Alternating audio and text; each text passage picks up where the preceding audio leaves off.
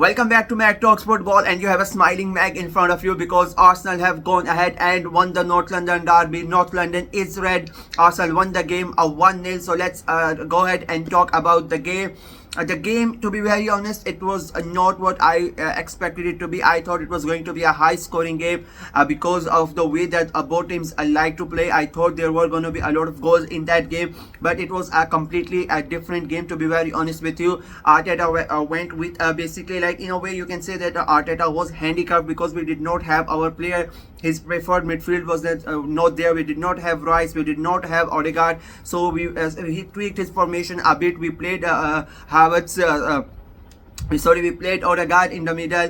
Havertz was also like he was up top, but he was playing in the midfield as well. So it was quite jumbled up in the midfield for Arsenal. A party was there. Jorginho was brought in, so it was not like our perfect 11.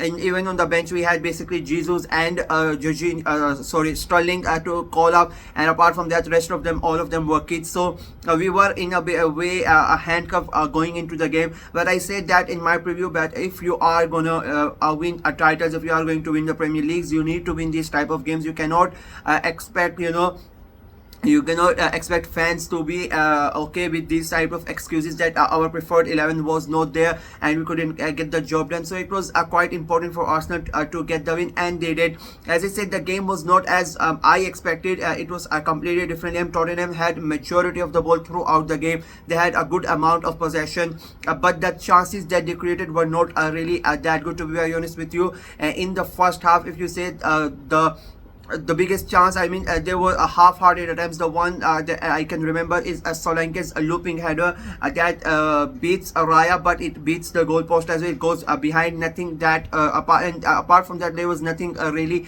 that Spurs did in that first half. Raya had to make a couple of saves, but like that, you expect that from a normal Premier League keeper. But and with Raya's stature, or the stature of Raya, you expect him to make those saves quite easily. So the chances that Spurs created, even though they had majority of possession, especially in the first half, they had like 70% of possession, but they really did not create that much. Same for Arsenal. Like Arsenal, basically, they sat back, they absorbed the pressure, and they were trying to hit Spurs on the counter attack. We got for Arsenal as well. Havertz had a header in the first half, and Martinelli had a great chance where he should have passed to Saka, but he did not. And that was basically in the first half. They had a lot of possession, but they did not create. We tried to hit them on the counter. We created a couple of chances, but never really did on them. But the main thing I would want to talk about in this game would be the referee. Like, I think it feels like whenever Arsenal play, we are going to talk about the referee. I don't know what his thinking was like, what his mindset was. You are in a North London derby. It is going to be feisty. The like the players' tempers are going to be a bit high. The fans are going to be on for it. And he was distributing yellow cards like it was Halloween, and he's distributing candy to kids. Like 7 yellow cards in the first half. 5 for Spurs, 2 for Arsenal players. And if I'm going to be as unbiased as I can be, like out of all those 7 yellow cards, I think there was one yellow card that he could have given out, and that was the Timbers one. That's to be and I'm being real about it. I really don't think the Spurs players did that much. Maybe the one that Kulusevski one, that one, and the Timber one, those were the only ones that I would have said that deserved the yellow card. Apart from that, I don't think any of the other yellow cards were worthy of being the fouls were worthy of being given a yellow card. And even in a normal game, this was a North London derby, you expect that. The referee basically wanted to bring attention to him. Like it felt like he was like an attention seeking person. Everybody's now talking about him. If the game, like I thought that this game was gonna be sure end up with one team losing a player to a red card, and I don't know what happened in that in the break in the second half. There was like literally one card in the second half, and he changed his demeanor. I don't know what happened with him, but I for sure felt that it was gonna end up, and then the game is gonna lose its charm. But luckily it didn't, and we go into the second half. In the second half, like again, it was a bit it was almost the same, but in that second half, the possession based, it was like a 50-50. Both teams created chances, and I would say the chances that both of the teams created, even Arsenal, they were not really that good. Like the keepers were not really threatened today. To be very honest with you, the defense of both the teams were really up for it. Both of I would say like a big congratulations to both the defensive units. They did a great job.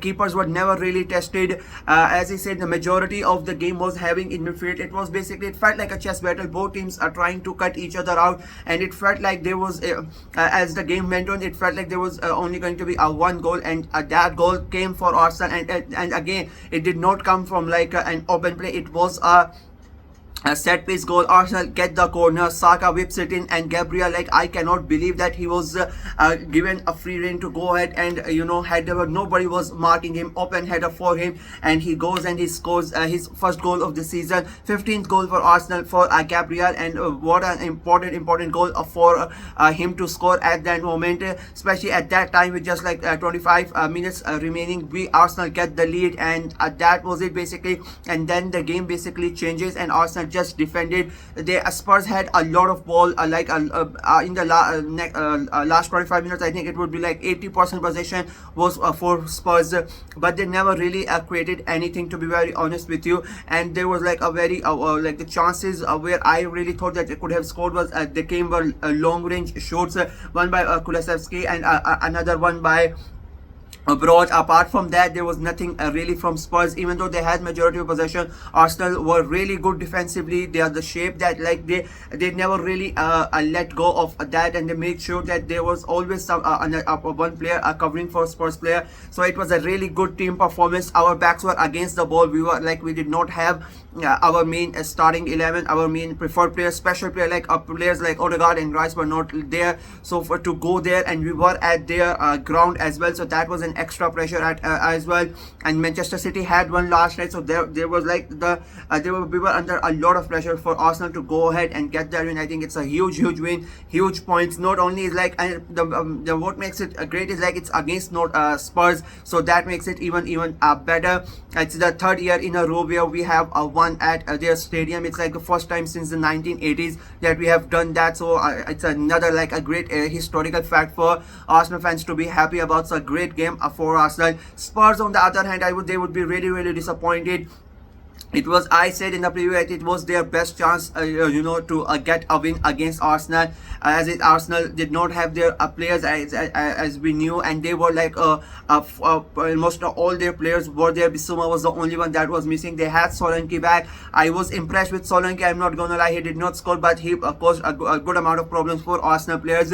And I have said that I have said that he's the best summer signings that in the Premier League, to be very honest with you. And I think he's gonna score a lot of goals for Spurs. It was his first game. He had that chance in the first half as well. I did not mention that before, where he took, in my opinion, he took 2-3 touches extra, and Saliba comes in and he clears the ball. It takes the first touch was brilliant, and I thought after that he would take the shot, but he takes another chance, and by the time he is about to shoot, Saliba comes in and clears the ball. You cannot take that many touches in that area, especially when you have defenders of the quality of William Saliba and Gabriel around you. Just you need to be very quick about it, and he was not. Maybe it was the rustiness because he has been injured and he has been out for a month. I think that played a part in it, but I think he was a really good. Spurs fans should be excited about that. As on the team level, I think this is now their second defeat in a row. They lost to Newcastle as well. They have lost to Arsenal. They drew to against Leicester. So the start of the season has not been really good. They are on 4 points after 4 games. And the rivals around them like Liverpool are looking really good. Aston Villa have won games. Manchester United won last night as well. So the pressure is now starting to mount on Spurs, because we know how tight that top 4 race is gonna be.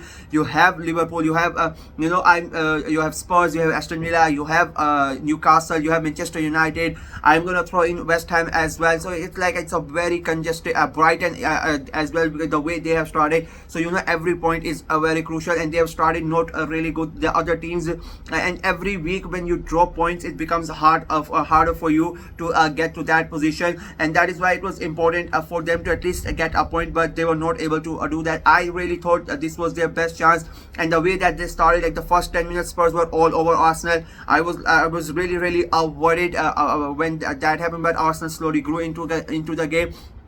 And Spurs after in the second half, I think Spurs really did not take the chance. In the first half they had possession and they created chances which they were not able to really convert. In the second half they barely created anything, to be very honest with you. They had majority of the possession, but they really did not do anything with that, and I think Postecoglou needs to have a look at that, because it doesn't matter how much much possession you have if you're not gonna do something with that. So I think that it's a quite disappointing day for them. They've lost to Arsenal again, as I said, for the third time year in a row at their stadium. So it's a big deal for the Spurs fan, of course. And I know everybody is gonna be pissed off about it. I'm very happy about it. Like, the more they are, the more they are sitting, the more they are angry, the more happier we are gonna be. So it's what it is. So yeah, it was not an exciting game, but it ended into be like a very good and interesting game, a close game,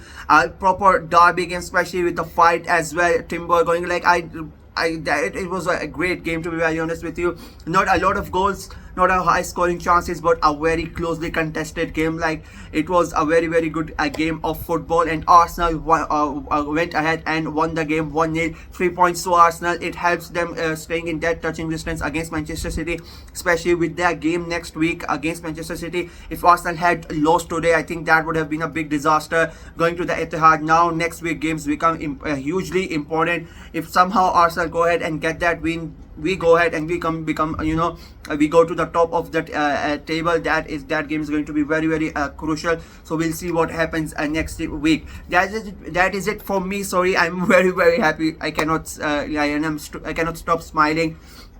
So that is it from me in this video. Like the video, share it as well, click on the notification bell, and of course subscribe to the channel. If you are an Arsenal fan like we want today, just for the sake of that, subscribe to the channel. We are trying to get to 300 subscribers before the month of September ends. It's a big task at the moment, like less than 15 days remaining, more than 100 subscribers to get. So please help us achieve our target and subscribe to the channel. Until next time, bye bye. And one more thing, North London is always red.